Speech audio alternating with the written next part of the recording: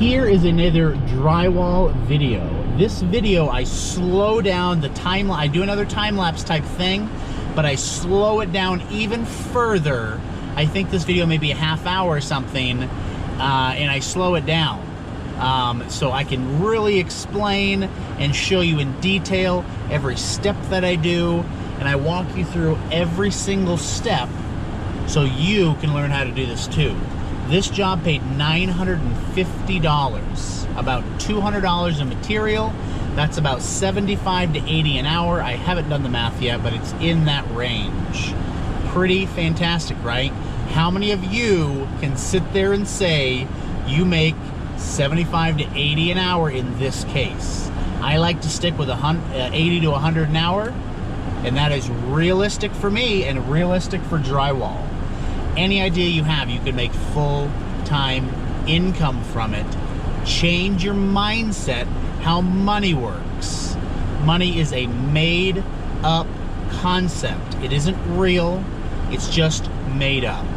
It's only limited to how much your mind will allow you to make. And honestly, my mind is limited to 80 to 100 an hour.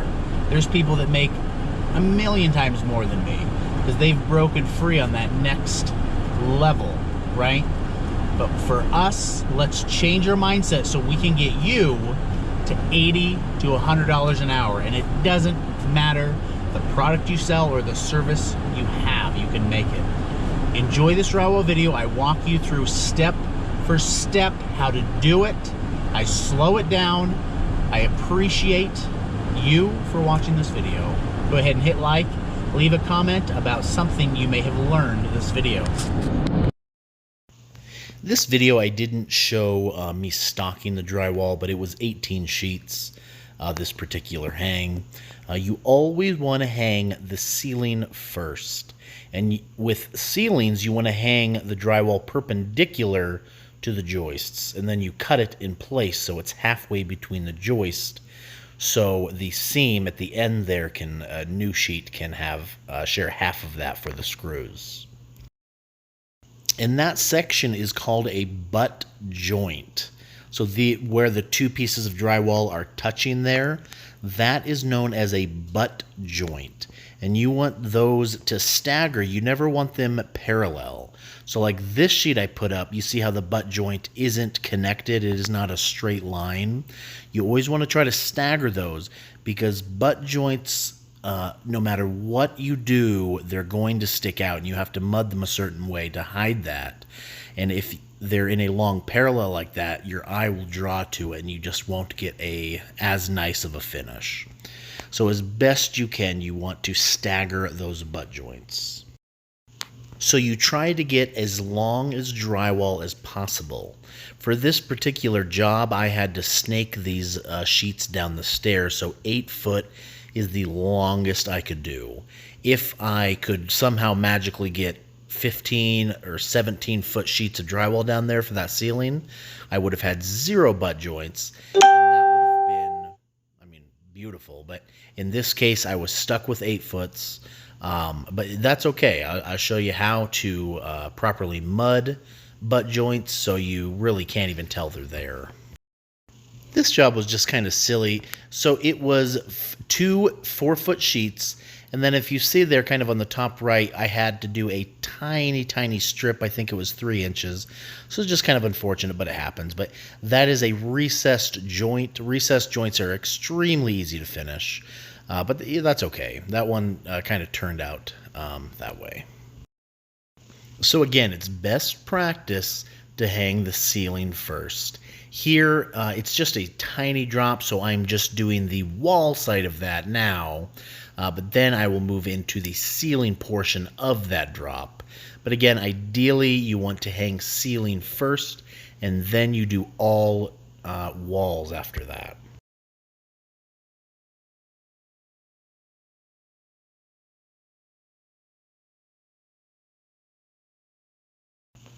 So we're going to move right into hanging the walls. It is best to hang the walls perpendicular. Again, don't stand them up. Don't try to do that. That's just stupid. Hang it perpendicular just like this. And you're going to cut the top sheet So you measure from the ground up 4 foot and just a little bit. See how that sheet is a full sheet and the top one is kind of cut off?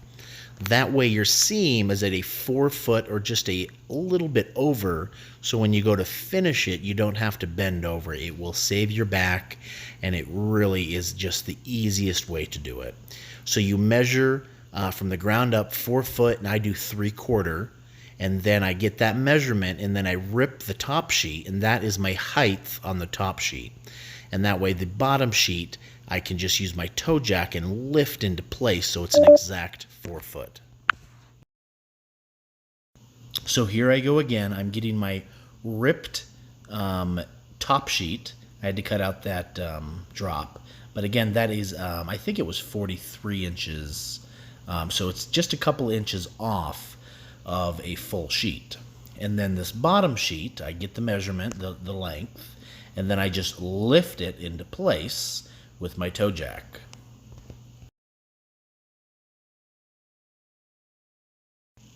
That black thing, if you don't know what a toe jack is, it's just kind of a long piece of metal that's kind of just bent a little bit. So when you push on one end of it, the other end lifts up. So it'll take the bottom of that piece of drywall and force it up into place so I can get the height I need. So this part is interesting. So really when you hang drywall, you really got to think, how can I minimize butt joints? So the reason I hung it this way, see that small gap in there? That is a tiny butt joint. If I would have just matched up to that one and went over, I would have had a long butt joint on the far right side of that wall. So again, how can you minimize butt joints? So that's why I did it that way. That way on that whole entire wall, I have 2 beautiful recessed joints, and recessed joints are just a cakewalk to finish.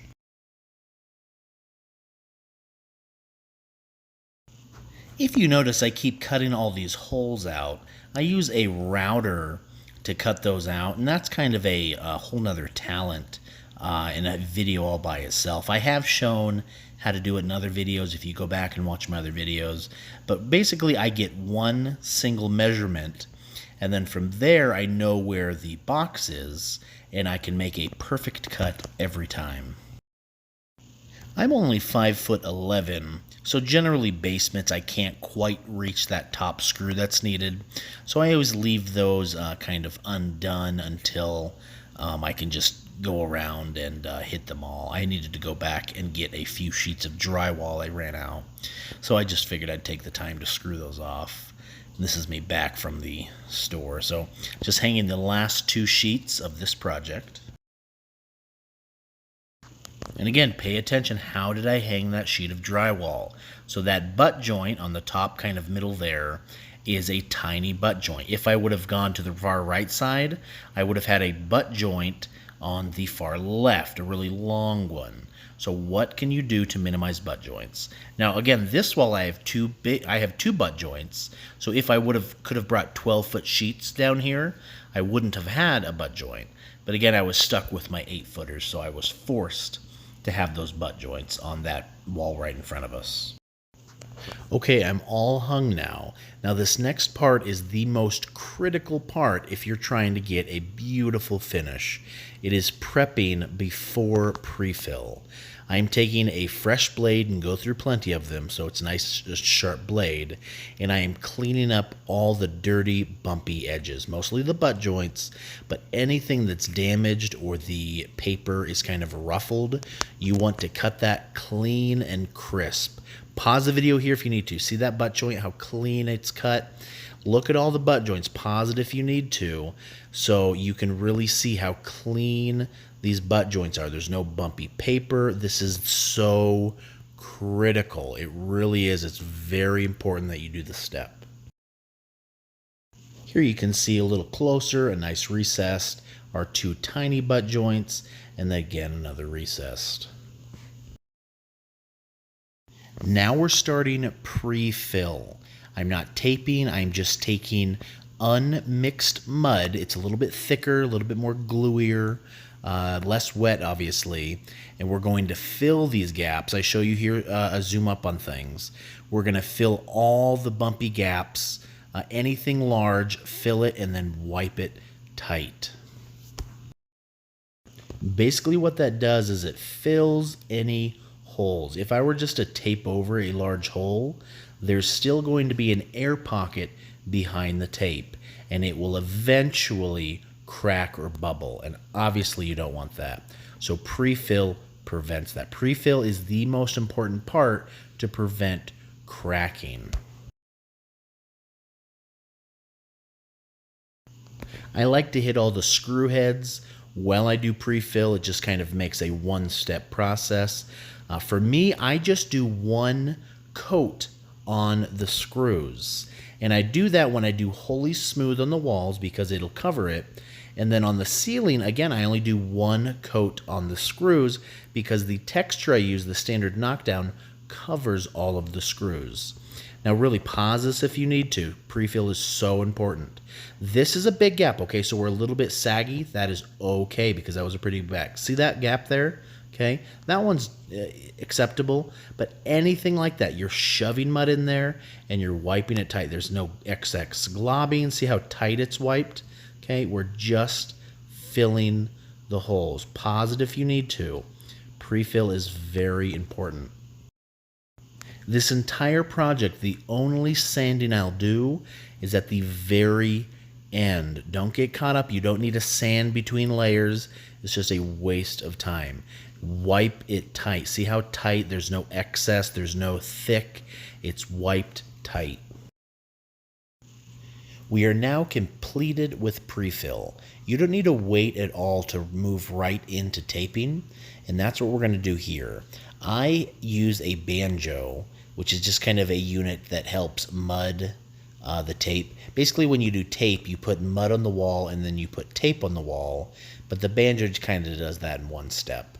You always want to mud your butt joints first and then go into your recessed.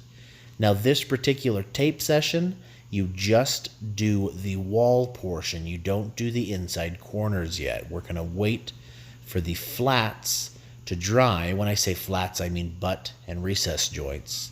We're going to wait for those to dry before we do the inside corners. So once I am done here, I move on to the bead to give that a short time to dry.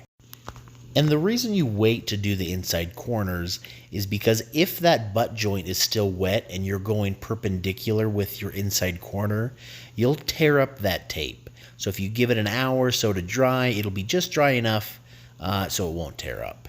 Here we're moving it into square bead. Square bead is very easy. When you stick it up to the wall, kind of put it up there really tight, take a 6-inch knife and check both sides of the square because you want it to be enough space that your tape will have space and your mud so you're not outside of it. So it's kind of like a bowl, so like a recessed joint kind of. That's what you're looking for. All bead, in my opinion, needs a minimum of 3 coats. Obviously, the goal is to be flat, so if you need 4 or 5, 6 coats, you need to. Very important, look at this taping. It is flat, there's no bumps, there's no globs, it is completely flat. I've seen too many customer jobs where this is just a globby mess. See that glob? That's about as ridiculous as I get, but I just wiped it off with my hand there. How flat is this? This is what your tape needs to look like. This bead here, this is the very first coat. Don't get too hung up. See how it kind of looks messy and whatever? It doesn't matter. It's the first coat, and we're still going to do 2 on top of it. Now we're moving into the inside corners. I have these 2, if you see the sticks, very specialty tools. If you don't do drywall full time, you won't have these. So you can do it by hand. It'll just take a little longer. This just kind of helps speed things up. But basically we're just putting the mud in the corner and then we're wiping it tight on both sides so we get a good adhesion with that 90 degree. Again, when doing inside taping, really take your time. If you don't have these tools, it's totally fine. Really take your time and just make it a nice, clean wipe, nice and tight, no bumps, no excess mud. It will change your life if you do it this way. You can do projects so quickly.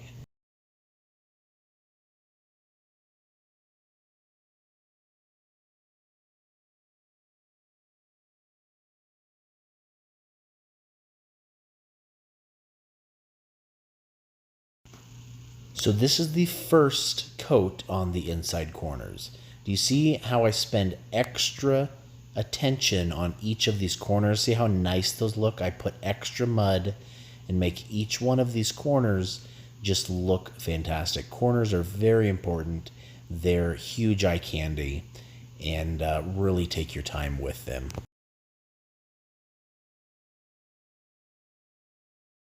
All right, next is our first finishing coat. I have these flat boxes, they're called, but it just makes the job so much easier on my end. But basically all it's doing is putting a thin layer of mud on the joints. So it just makes it go really quick. You always start with your recessed joints first when you do finishing coat, and then your butt joints so you can finish into your recessed joints.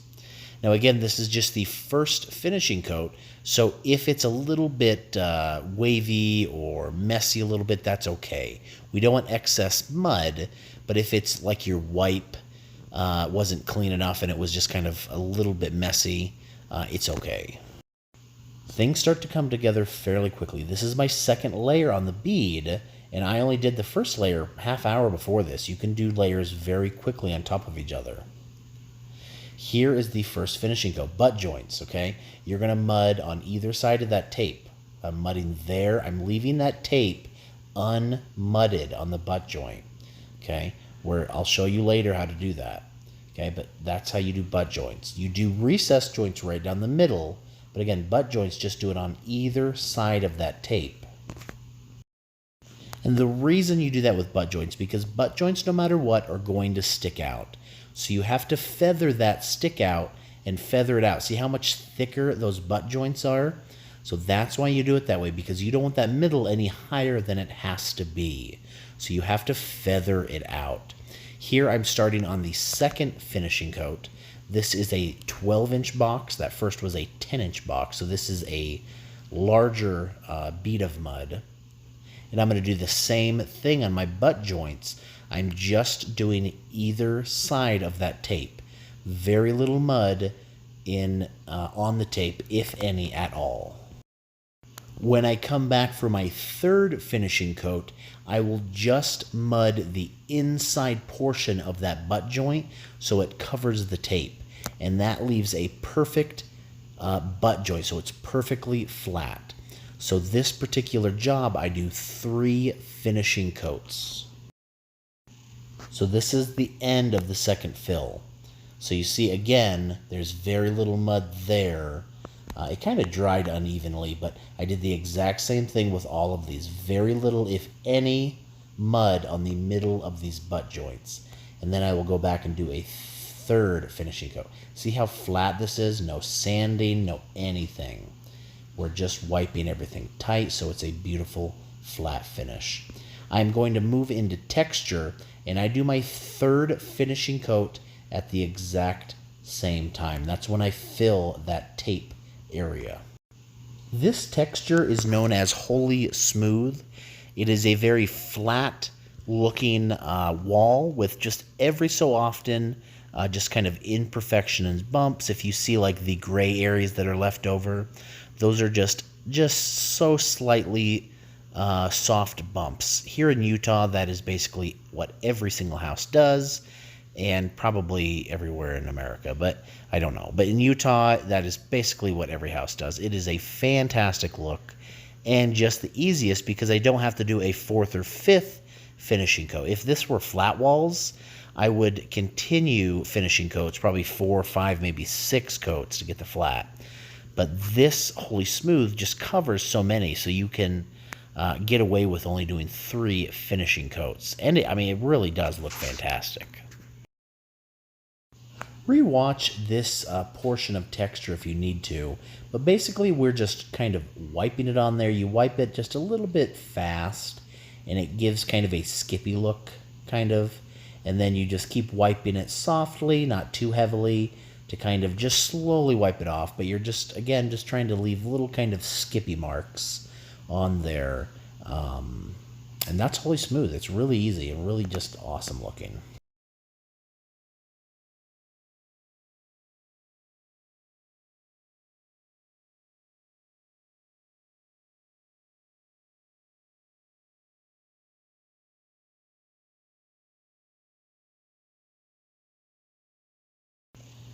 All right, I go around the room and show you this. And this is the texture. It's really, really cool. That is basically the texture right there.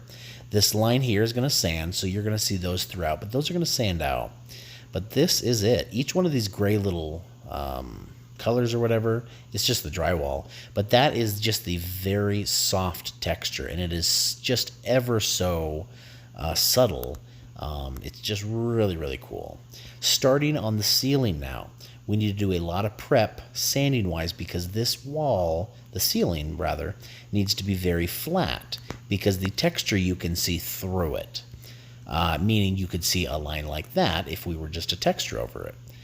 If that were on the wall, that weird line we just saw, that Holy Smooth would have covered it all and it wouldn't have mattered anyway. But here we need a very flat ceiling, so we're going to sand this out with my power sander and get a very flat surface.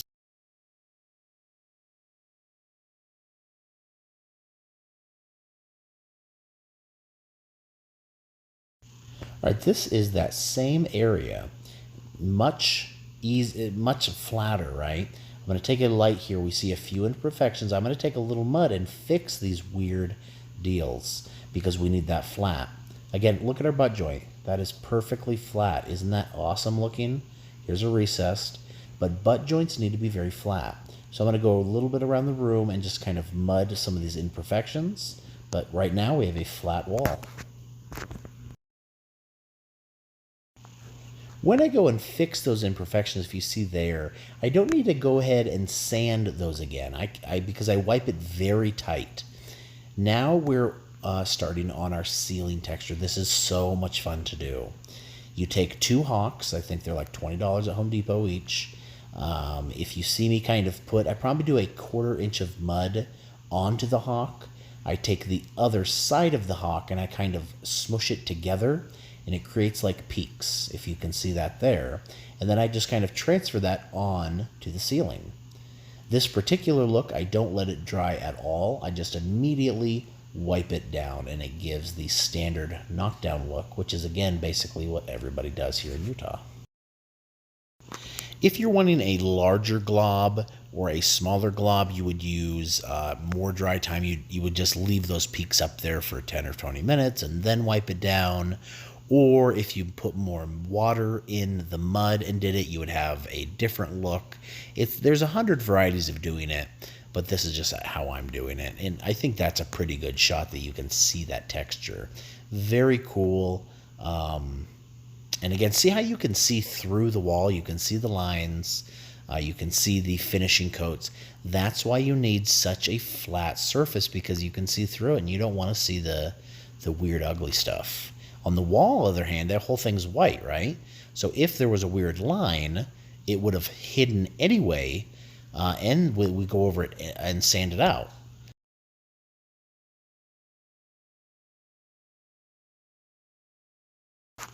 I do a lot of ceiling patch repairs, and it is just so much fun because this texture, again, I mean, there's so many varieties of it, but matching the texture is just so much fun because it's just a huge challenge. So I just really like that. I've posted many, many videos about patch repair with this exact texture, but just a little bit different variety. And I show you different varieties in each of those videos. So I definitely recommend to go back and watch some other videos. For similar ceiling texture, but it just looks ever so slightly different. Here, while I was doing the ceiling, I noticed that this particular drop portion just needed an additional coat, so I did that. The goal, again, is to be flat, and this wasn't, so you just gotta kind of keep going until it's flat.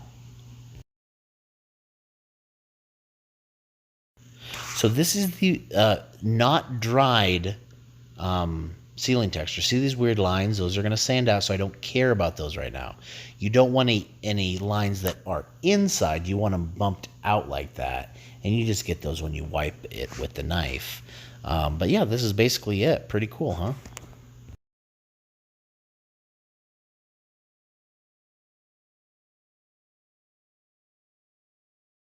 This particular power sander I have, it has the HEPA filter vacuum on it, and it just eats through anything. It just, I mean, it's in real time. I think sanding this wall took 5 minutes, and it makes everything really flat and finishy, and there's very little dust because it has that vacuum up on it.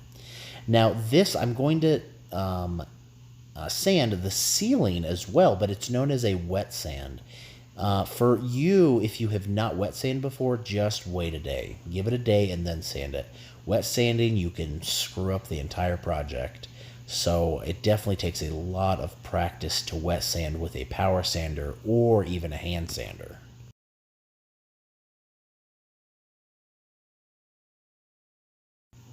And look at that, we're all finished. Pretty cool, huh? We did this together. Start to finish, we hung, we pre-filled, we taped, we filled, we textured. Very cool. This project took me 9 hours to do. You could technically do it in a full day if you wanted. I spread this out over a few days, but again, only 9 hours of work. Please share this video with your friends and comment about something you've learned.